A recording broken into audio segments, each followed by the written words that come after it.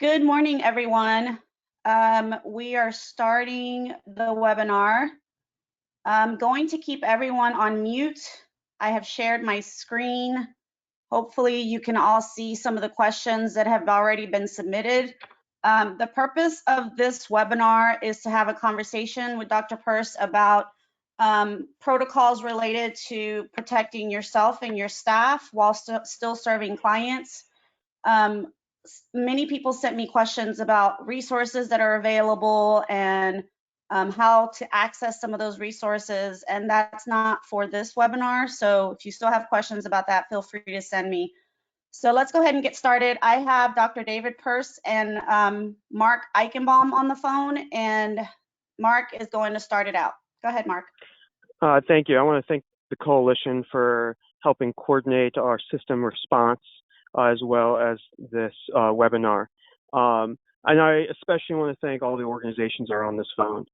This is a very, very, very trying time. That would be an understatement.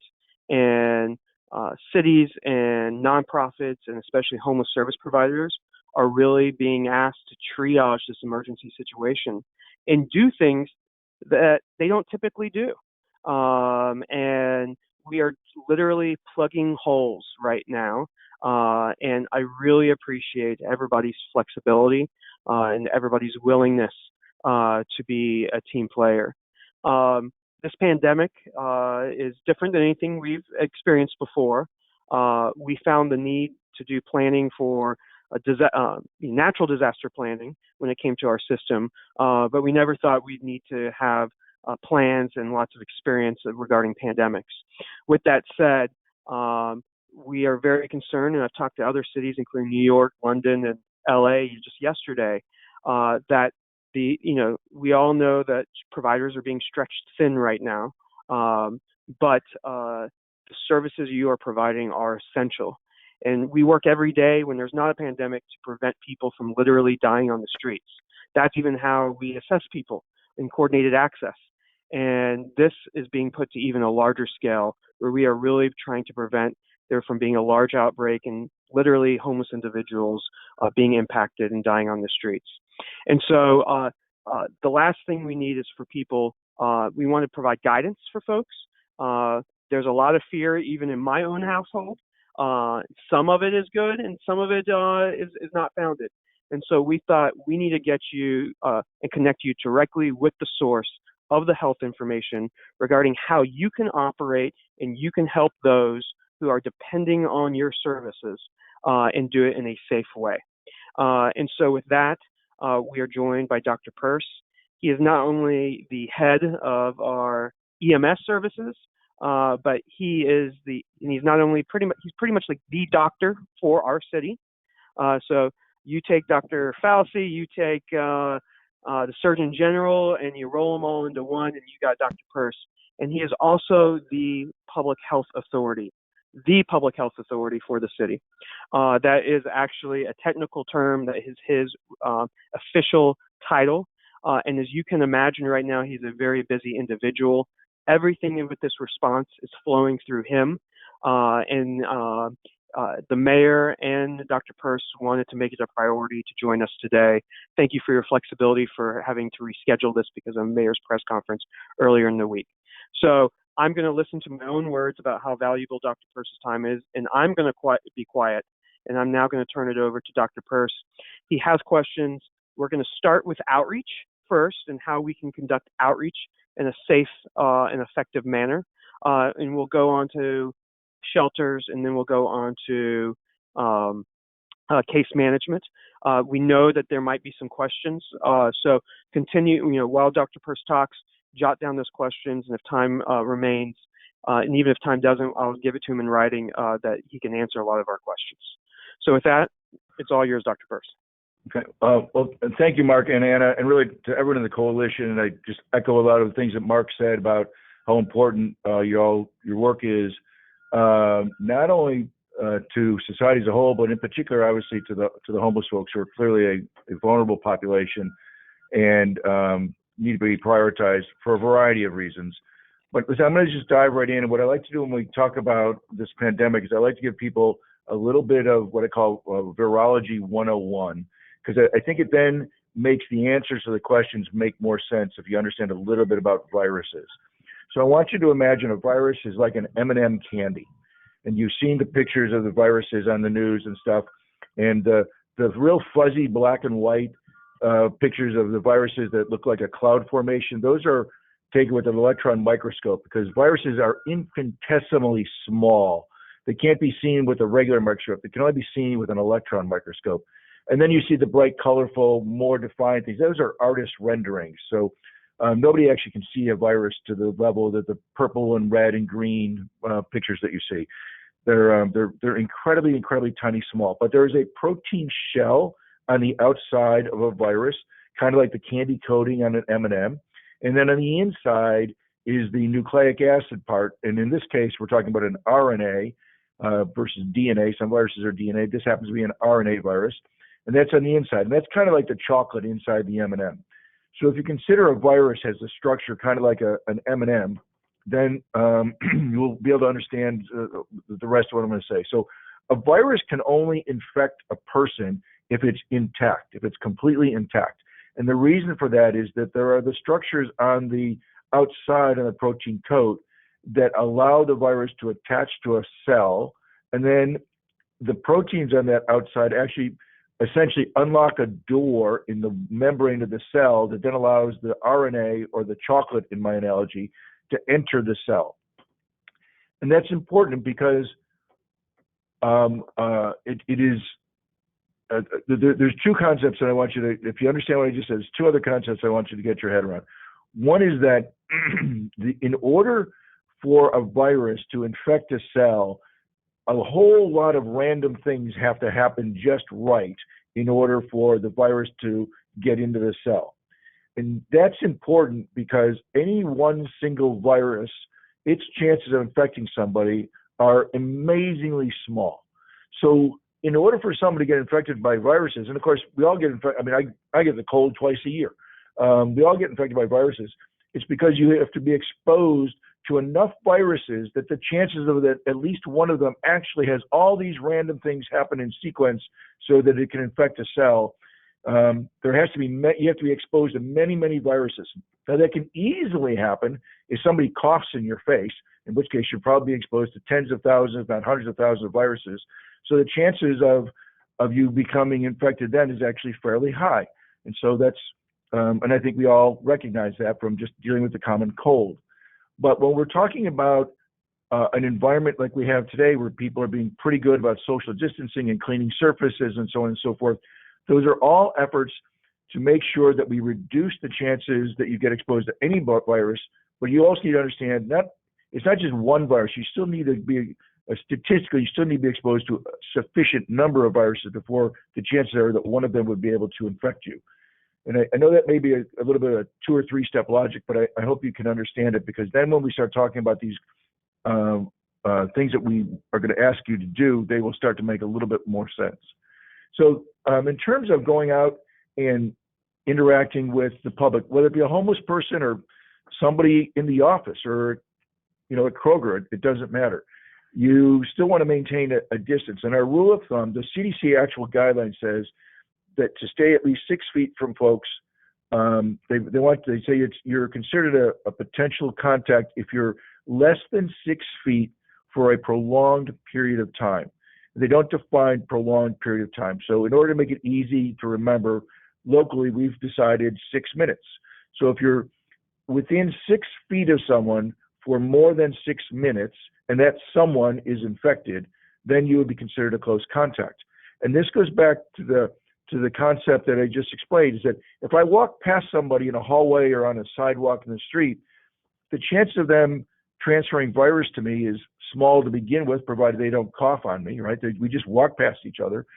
But even if they should happen to be shedding virus, I would still need to be exposed to enough virus that then that next step of all the holes in the cheese would need to line up so that one of those viruses actually landed on a cell in just the right way so that the protein unlocked the door and allowed me to be infected.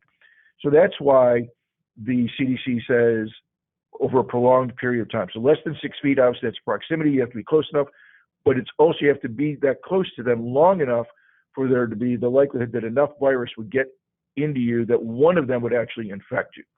So I hope that helps out. And I think that's important in your situation because, well, I don't pretend to understand the environment that you work in, but if you're out and you're dealing with homeless folks, and again, it's not just the homeless, it's anybody, and you are within just a couple of feet with them, like close enough to hand them something. Certainly, if you're handing them something and your hand doesn't touch their hand and they don't sneeze on you, you're at probably almost zero risk of contracting the virus. Now, should they sneeze on you or cough on you, that's different.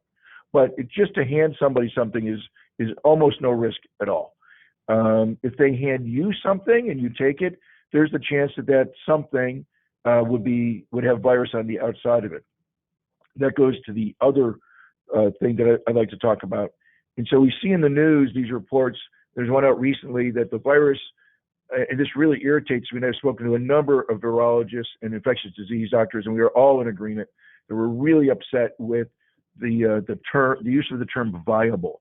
So they say that on the Diamond Princess, that viable virus was found on surfaces for 17 days. Well, that's absolutely total misreporting.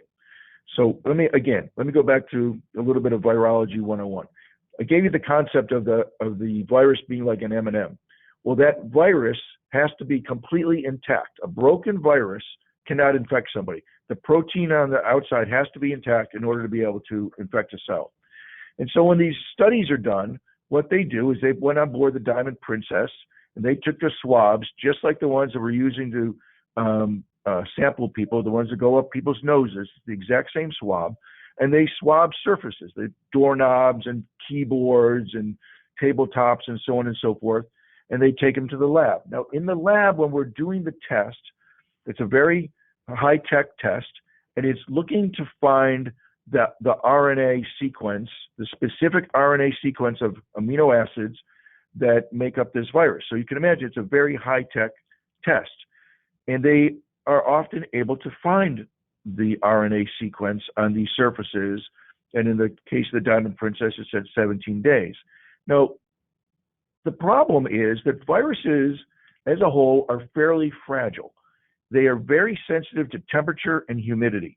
And so if they dry out, that outer shell fractures, it breaks, it crumbles. And once that happens, the RNA, or the chocolate in my analogy, is still there. But the virus itself is no longer competent. It is broken. It cannot infect somebody. But if I take a swab and I go across the table, I'm going to find the chocolate. I'm going to find the RNA. And that's what the test is looking for. It's looking for the chocolate or the RNA. That is not to say that virus is capable of infecting somebody.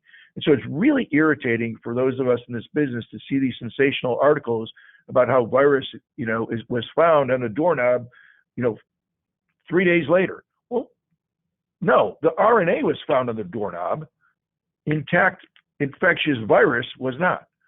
So just be careful about what you read in the newspaper. Now, that having been said, on a surface like a doorknob, or perhaps the item that somebody would hand you, could there be live, and live is the wrong term, but virus capable of infecting you?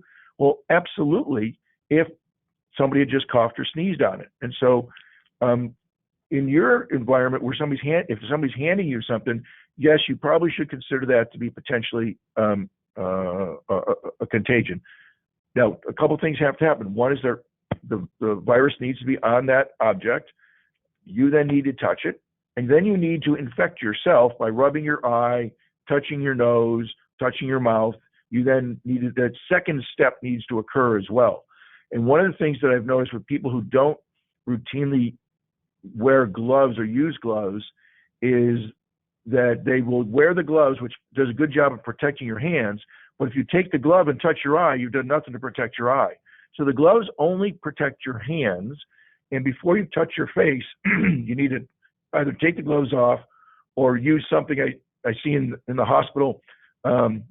People, I've known doctors to have a special pencil that they use, the special pencil that they use where they don't take the glove up, but they use the pencil to scratch their ear or something. And it's that pencil that doctor carries, and he uses the eraser end to rub his ear or something. It's kind of goofy, but you can understand how that would work. That way that doctor doesn't have to constantly be changing their gloves. So the point is, it's a two-step process. You need to get, it's actually a three-step process. The infected person would need to get virus on the object that they would hand you, that would then get on your glove, that you would then touch to your face and infect yourself. So let me just start with that, Mark. I've talked a whole bunch, but I want to give sort of a basis to some of the science behind the recommendations. No, we appreciate it. So starting with outreach, these are individuals who will be interacting with folks on the streets and in the encampments with the primary objective of disseminating information regarding the virus, handing out hygiene equipment like hand sanitizers, and possibly also be running into kind of frontline staff to see if it's being impacted on our unsheltered community. And they might come across also individuals who are symptomatic. So, you mentioned the 6-foot rule.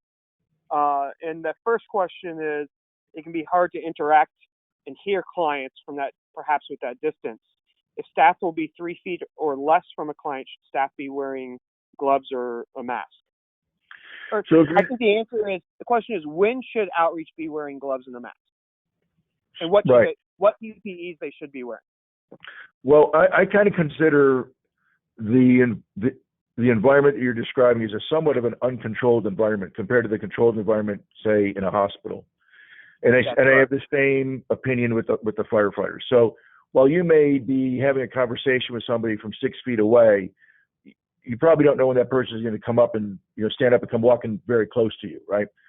So to the degree that you have PPE available, I would recommend that you have it almost immediately available. So if you have masks, you don't have to have it on your face the whole time, but you might want to have it around your neck.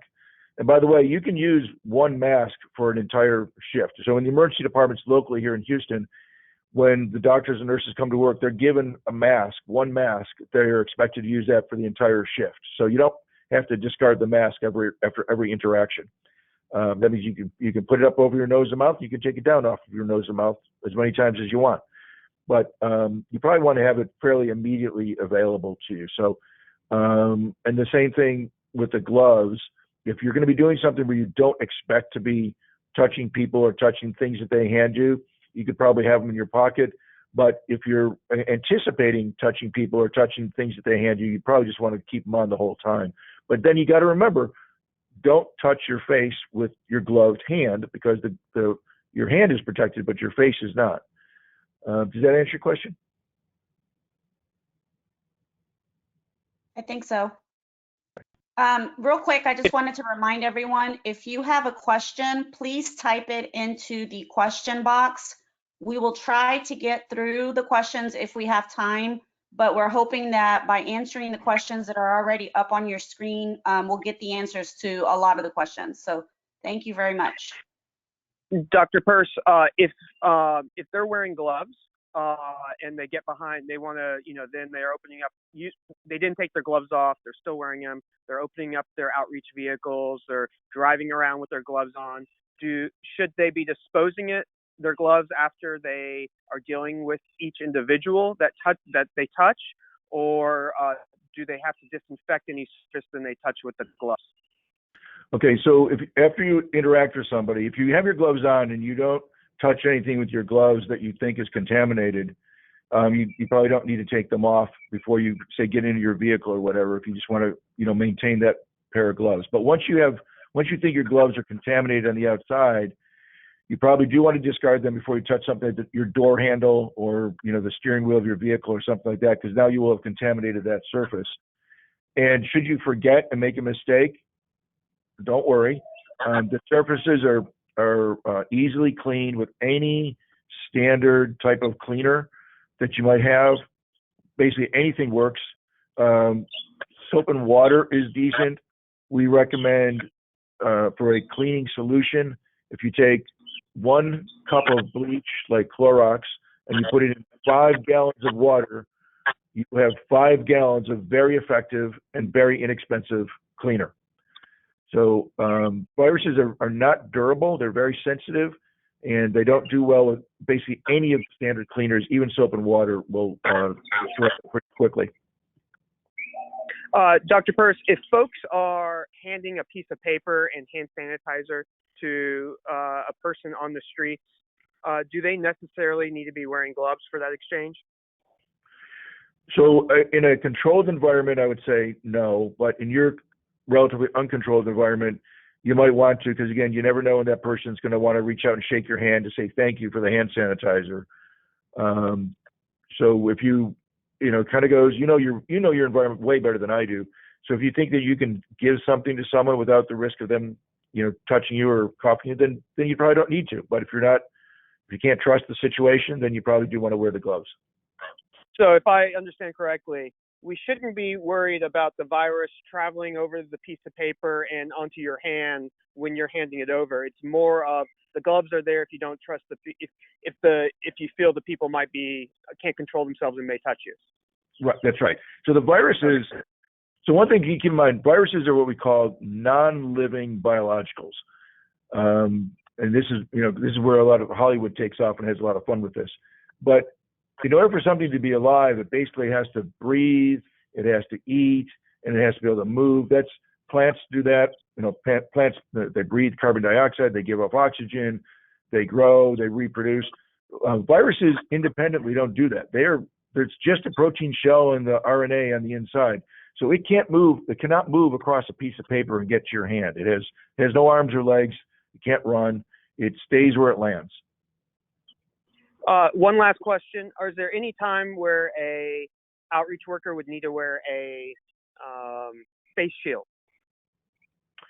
If you think somebody's going to be coughing or spitting at you, because your eyes are portals of entry just as much as your nose or your mouth. And the mask does a good job of covering your nose and your mouth, but not your eyes. So, you can also just wear any kind of safety glasses. So it doesn't necessarily have to be a face shield that covers up your entire face. Our firefighters very often are, for years we've been issuing them just plain old safety glasses, the plastic cheap safety glasses. They work just fine. And I lied to you. One other question is, if an outreach worker is around, we're going to come up with the protocols of where they go, who they call, and so forth. But if somebody comes up to an outreach worker and says, "I am symptomatic," are there any other special precautions that they say that the outreach worker should do besides staying 6 feet away? Yeah, not really. There is the reality that somebody who is symptomatic sheds more virus than somebody who's infected but not having symptoms. But the 6-foot rule still pertains. It doesn't change based on the fact that somebody's having symptoms or not. So, recap, definitely stay 6 feet away if they're symptomatic. If they're not, you can go within 6 feet, just no longer than it's recommended than 6 minutes. The use of PPE and gloves are really that when you don't trust people that they can social distance away from you, and handing out materials and items is completely should be fine. Once again, wear PPEs if you feel that that they can't control themselves and may touch you. I agree with all of what you just said. All right. Real quick, yeah. Mark. I just wanted to let everybody know, because I've gotten a lot of questions about this. So the coalition, in conjunction with the city and county, we are working out a process for getting homeless individuals that may be having symptoms tested and transported to a location. That has not been ironed out yet. So what we are telling everybody on our blog and everywhere else is that anyone that you are dealing with that may have symptoms and that may need testing, you should go through the same process that you would go to if you needed to go testing, which is just go to the Ready Harris website. There's a series of questions that they will ask you, and then you will be connected with the phone operator who will also ask you a series of questions. So not everyone that has symptoms will be tested. I just want everybody to remember that. Okay, go ahead. All righty. So I lied. We're going to go to case management next.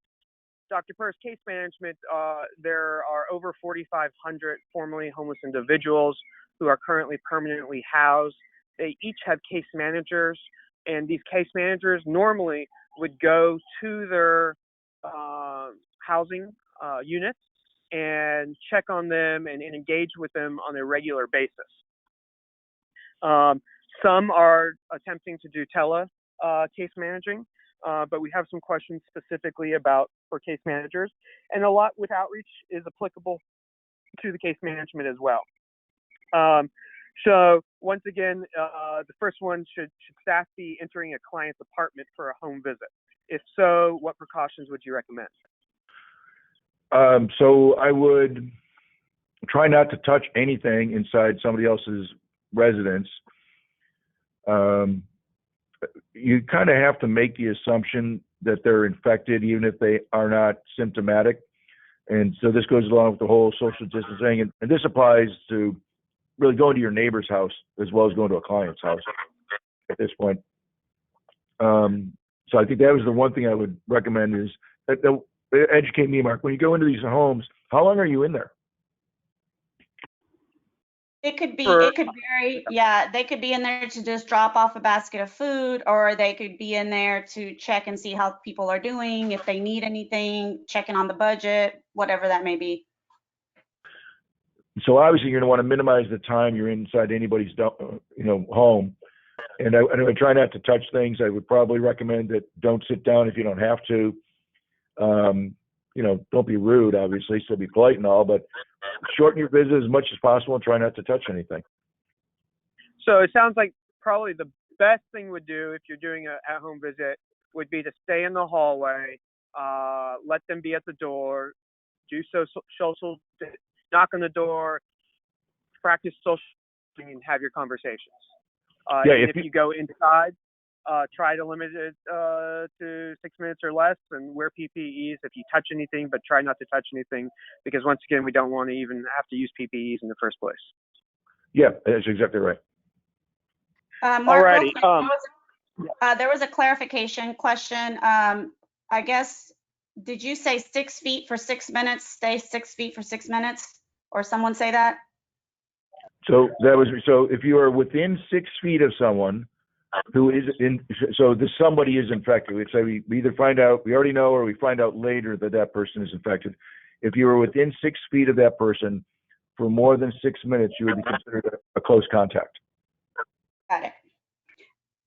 And then the second question was about the mask. Does it matter what quality of masks? So like a cloth mask, would that be okay? So there are generally two types of masks. There's the surgical mask, and then there's the N95 type of mask. So the surgical mask, which is, it's really the mask that you would put on an infected person. So surgical masks were originally developed for surgeons, obviously, and they weren't to protect the surgeon from the patient. It was to protect the patient from the surgeon.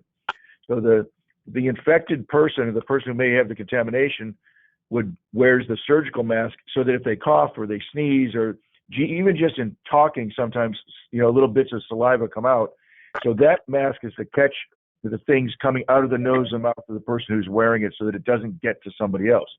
The N95 masks are worn by people who are trying to be protected from somebody else. Now, you don't need to wear those all day long, because we find that they're a little bit uncomfortable. And so we find that people wind up touching their face so many times that it really negates any level of protection if you just wear it through your activities of daily living. Now, if you're interacting with somebody who's infected, it's probably worth wearing the N95 mask. And because the N95 mask, when it's properly sized, it is touching skin all the way around the circumference of the mask. It's not a tight fit, but it's a snug fit. Whereas, the surgical mask is a rather loose fit. So they serve two different purposes. Dr. Persse, I think we answered this, but real quick, if they are talking with a client at their doorway, in practicing social distancing, do they need to wear a mask? No. So here, the 6 foot rule comes from when somebody coughs or sneezes, Generally, the cough or the sneeze goes about 5 feet. The droplets go about 5 feet with an unprotected cough or sneeze, and so there's another foot added on to just keep you out of that danger zone. So if you're more than 6 feet away from somebody and you're just having a conversation, you don't need a mask. And if they are working with a client, and technically they could go within 6 feet, but just not prolonged, correct? That's right. That's right. And then if they are working with a client on paperwork, and the client's touching that paperwork, and the case manager's touching that paperwork, should they be wearing gloves? So I would do that if the person had any signs of illness. But in your environment, you just don't know. I'm going to assume that I'm making an assumption here, and bear with me, I'm going to make an assumption that some of your clients may be reluctant to let you know if they're feeling ill. And so if you want to wear gloves on all those interactions, I wouldn't have a problem with it. Okay. But remember, don't touch your face with the gloves. Yeah. One last question about the masks. Sorry. Will the surgical or dust masks be adequate in the field? Again, so the surgical mask would go on the person who's infected. So the person who is not infected and trying to prevent should not be wearing a surgical mask. That would be inadequate protection for the person who's trying to not become infected. So the answer is that in the future, on the stuff Anna was talking about that we're working on, you come across somebody who's symptomatic, they get the surgical mask. But for our teams and our staffers who are trying to prevent themselves from coming into contact with the virus, it needs to be the N95 mask. For individuals to know, the city is working on getting masks. There will be some masks available shortly. There should be another shipment of masks just for the homeless community. There should be another set of masks coming in next week just for the homeless system. But it has been very, very difficult. Everybody and their mother is in need of masks right now. We are right there along with the first responders and the health community in the city trying to procure these items. You are not forgotten. Meeting with people, if you have 10 clients in an indoor room, what precautions? And I can also say, well, social distancing is probably the number one, but any others? No, just remember that you want to keep your groups as small as possible. There's nothing magically dangerous about the 11th person compared to the 9th person. 10 is just a number that was, picked by the president. And what he really is talking about is we just want to make sure the groups that you're in are as small as they can possibly be. So I think that's the take home there. Moving on to shelters. Sorry, Mark. Another thing is minimize the time as well that you're in those groups if you can. So whatever you're meeting on, I would suggest you get to the point, discuss what you need to discuss, and then say goodbye to everybody. Regarding our shelters, right now, social distancing is being practiced as best as it can be in our shelters. But as you know, that can be very, very difficult. Do staff need to be wearing PPE to interact with clients in the shelters? There's a need and there's a should. Those are two different things. So if you could address. Yeah, and again, it's because I don't work in your environment as intimately as you do. So now I've been in shelters and I know how closely people can be packed in those places. So that makes it a great opportunity for virus to spread. So that puts the people that are in there certainly at increased risk, and that's why you're working so hard for the social distancing.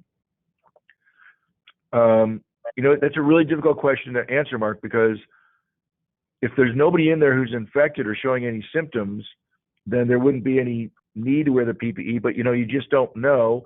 And of course, at the same time, we're trying to conserve the PPE for more high risk interactions. And so in a world of unlimited PPE, I would say, sure, go ahead and wear it. That's a decision you all are going to need to make. So again, to your question, need and should, that's exactly where this question lies. Do you need it? Well, if nobody appears ill, you probably don't need it. But if you had enough, then I would if I had enough. So I think the guideline is try not to touch clients. Don't touch their stuff. If you have to, wear gloves. Practice social distancing. and you should be good. But if you're going to get within closer than 6 feet, then you probably should. Same thing for outreach. What I would recommend is that once again, in the world with limited PPEs, those N95 masks are being provided to the shelters, especially for those who have created quarantine isolation rooms and for the staff directly dealing with those individuals that are symptomatic. We've asked for surgical masks. I've not gotten those yet. Those should not be too difficult to find on the open market. And as our shelters, it's recommended for them to give their residents who are symptomatic surgical masks to wear. I want to make sure we get to these two things before we run out of time. One, you've addressed this a little bit, but if for the staff that are getting the N95 masks, if they use them one day and they're not around people that are symptomatic, like say for outreach, can they be reused? So yeah, so the masks, they just come in regular boxes and they're on the shelf for years. So they don't disintegrate in a day. You would want to replace them basically when one of three things occurs.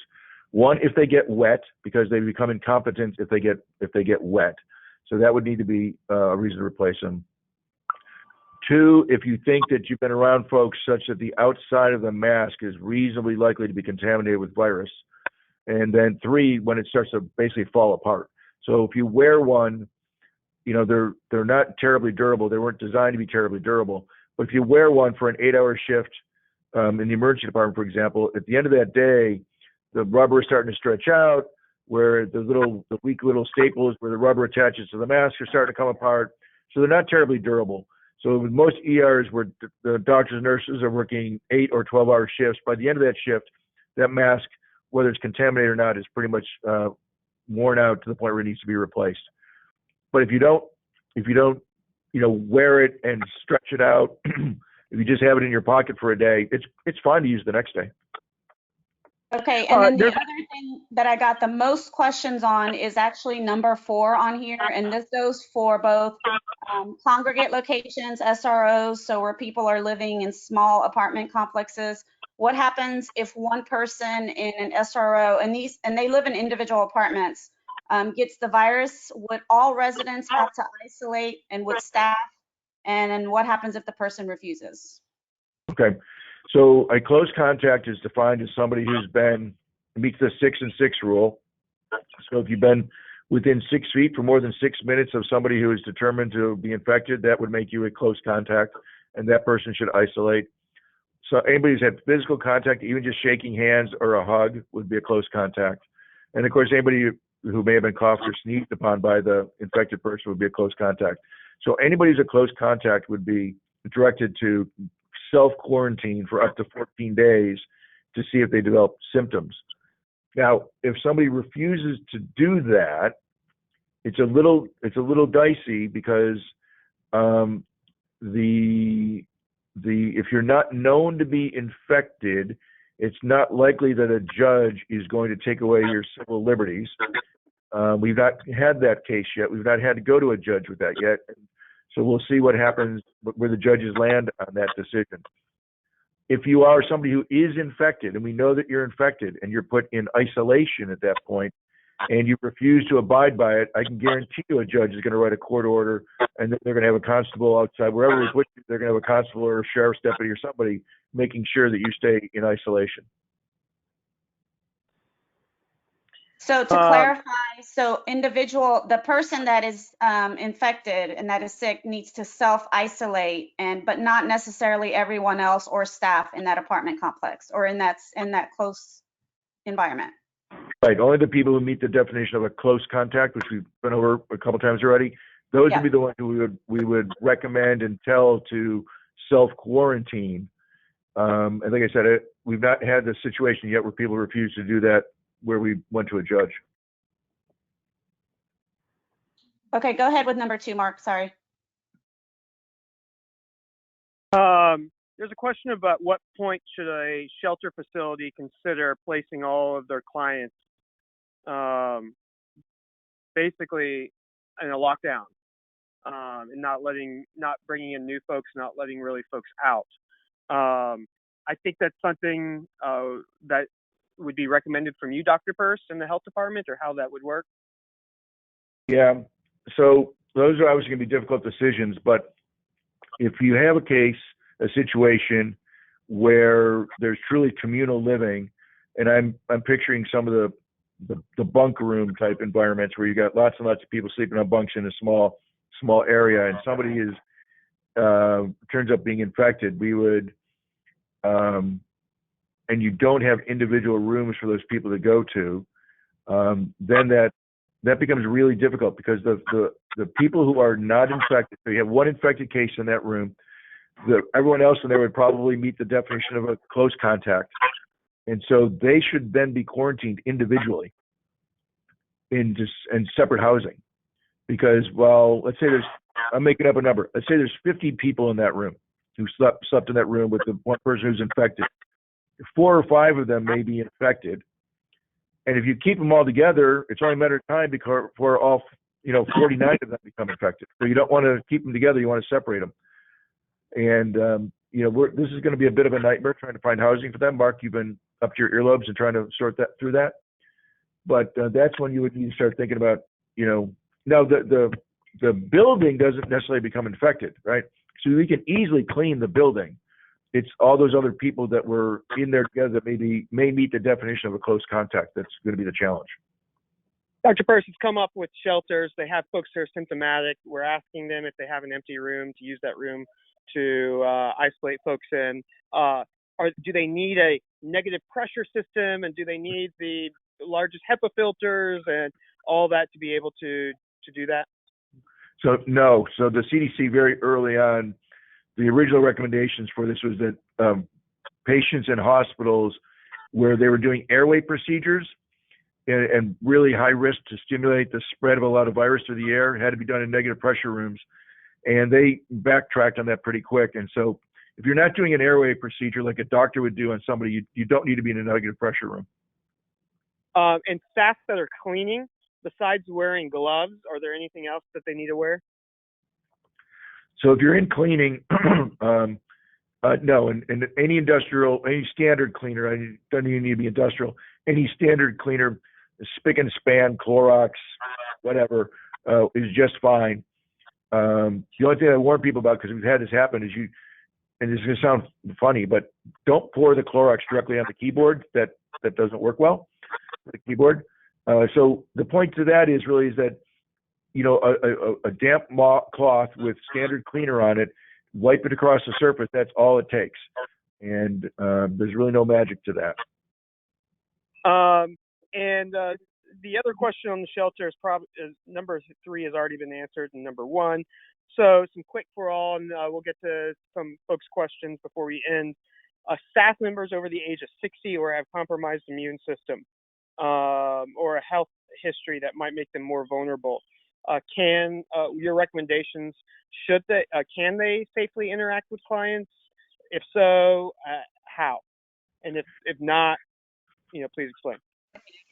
Yes, this is a good question, and there's been, understandably some confusion about it. So the virus can basically infect anyone, and anybody's ability to become infected with the virus is pretty much the same from one person to the next. Now, as biology is, there's probably some people in society that already have just by luck, have got some immunity to it. But of course, we have no idea who that is. So we all need to assume that we are equally able to become infected. The people over the age of 50 or 60, they aren't more likely to become infected. They're more likely to suffer more serious complications of the infection. So that's one reason why we would want to, minimize to the degree possible that they be exposed to the virus, only because they're more likely to get infected. I'm going to talk about the other side of this issue in just a moment, but because they're more likely to have the complications of infection. The flip side of that is that there's a misunderstanding that young people cannot become infected with the virus, and that is not true. It's the exact same thing. They can become infected just as well as a 70-year-old can become infected. Young people tend to not have the complications of the infection that older people do. So younger people can easily become infected, and it's actually problematic because they don't get as terribly ill, and therefore they continue to run around in society and spread the virus not knowing it. And so this is why all this attention to the spring breakers in Florida is that those, teenagers and 20 somethings are just as easily infected. They just may not know it because they'll pass off their symptoms as something minor. Meanwhile, they're able to spread it to grandma when they go visit her at grandma's house. Real quick, so this brings up one more question that came through. So what do we do with families that are in shelter? If mom is symptomatic, what do we do with the kids who were living in the same room? So those kids would be considered close contacts and somehow need to be able to quarantine. And specifically how you do that, obviously that's going to need to be done on a case-by-case basis. But yeah, that is absolutely going to be a challenge. Okay.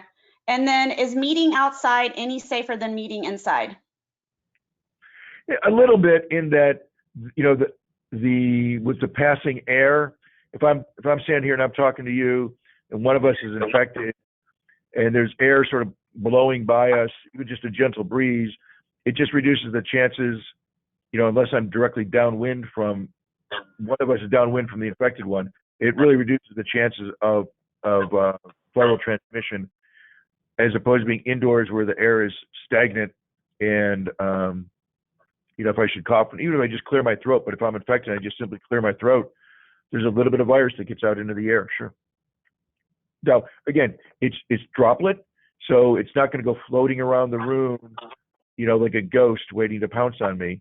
It's going to, fairly quickly drop out of the air onto the floor, but with it being stagnant air, I'm more likely to walk into that mist, if you will, than if I was outdoors where it got blown away.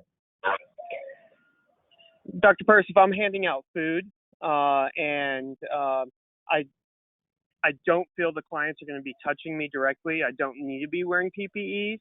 But let's say I'm doing that and somebody does brush my hand. That doesn't mean I am infected or could be infected. That means I should probably use some hand sanitizer or wash my hands, immediately before resuming, correct? That is correct. Your skin is a terrific barrier. It's a great barrier to bacteria and viruses. So if somebody brushes your hand, ideally you'd wash it with soap and water. That's better, but hand sanitizer, if it's quickly available, should do an okay job. But yeah, you are not infected through the skin. Absolutely not. And in fact, it remains to be seen, even if you had a cut on your hand and they touched it, this virus likes mucous membranes, like in your nose and your throat and your lungs. So I would, if I've got a cut on my hand, I'd bandage it and keep it bandaged the whole time. But it's less likely that you would get infected even through a cut on your hand with this particular virus, which is different, for example, with the HIV virus. HIV virus likes blood. So if you had a cut on your hand, the HIV virus, could potentially get in through a cut on your hand. And and the big thing, if I'm serving 100 people that are coming and I'm just giving them a to-go bag, should I be concerned that maybe them breathing is enough that I could get if I'm trying to practice social distancing, or that I could be walking through a cloud where somebody a couple minutes formally sneezed? What's real and what's not a real concern? Yeah. So walking by somebody, no. Being coughed on, yes. And again, this kind of goes to that outdoor question and what we talked about at the very beginning. If you're outdoors and there's a breeze and somebody coughs, that breeze will immediately disperse and dilute those droplets, so you wouldn't have too much of a risk. If you're doing that indoors and somebody coughs, yeah, then there is going to be a little bit of a cloud for several minutes where that person coughed, where there would be droplets that you could walk through. So maybe if you're doing it indoors, if you had fans set up, of course, point the fans in the right direction so that we're not blowing people's coughs onto uninfected people. But I don't know if I helped you or not with that. But just walking by somebody is not a risk. Walking into the cloud where they just coughed absolutely is. So less breathe. It's not really a risk of their breathing. It's more of any of the droplets of sneezing and coughing and spitting. Yeah, that's right. That's right. Okay. Anna, any other questions? No, I just wanted to stress to repeat the part that he said about the good point that he said about the virus does not travel.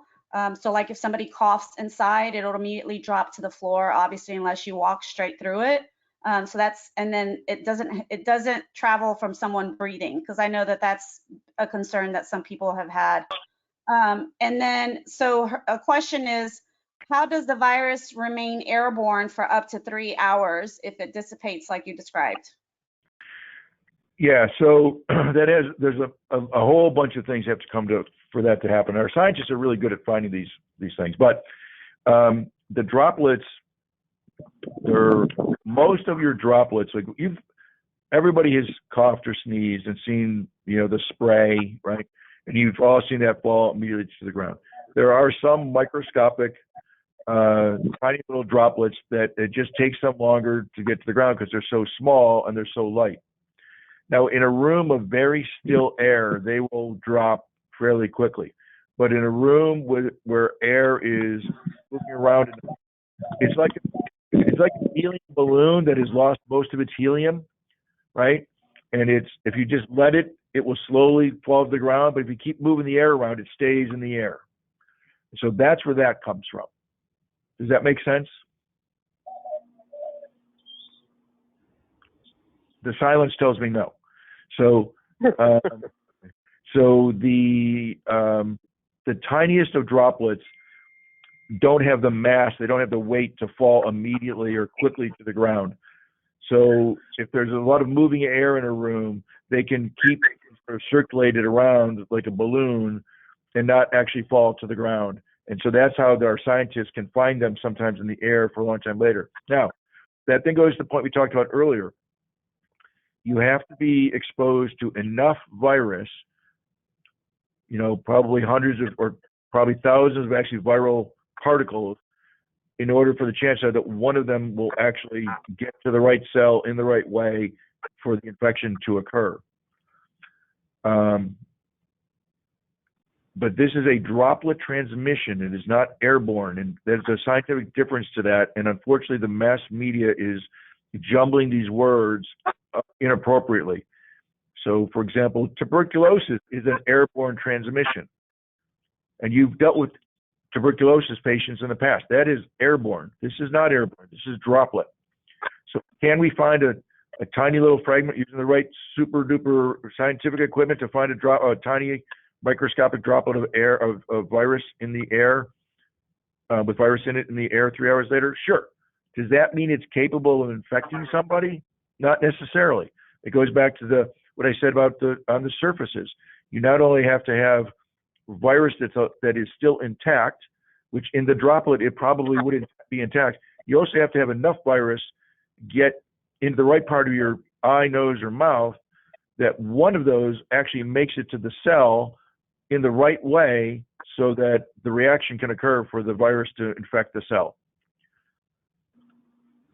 That's why, nothing in medicine is 100%. So could somebody walk into a room and come across a droplet that's still suspended in the air, that still has enough intact virus in it that somebody would breathe it and it would get to the right place? Yes, that is in fact technically possible. Is it likely enough to the point that we, wear spacesuits all day long? No. Okay, those are all of the questions that we have. Thank you so much, Dr. Persse. This has been tremendously helpful. We are recording this webinar, and we're going to put it on our website, and then we also are going to update our FAQs that we have going on with the responses to all of these questions. Just give us a little time to compile everything into one format. Mark, do you have anything else? Yeah, I just want to say that, at this time, you guys are first responders. And not even at this time, I don't think people realize that the homeless system partners are always on the front line. And like police and like firefighters, the mayor and the city considers you first responders, even if others, it's not part of the typical definition for others. And so I want to really thank everybody. We can respond to this. We can help our homeless individuals. If we don't, who will, and we can do it in a very effective but responsible way. And we look forward to working with you throughout this pandemic. Thank you for coordinating everything through the coalition. And I'm going to work my hardest to get as many PPEs as possible for our providers, really first focusing on outreach, then shelters, and down the line after that. So thank you very much again for everything that you're doing. Thanks, everyone. Have a great day. Good luck, Dr. Persse. Thank you for all your work. No, thank you for all you're doing. Bye-bye.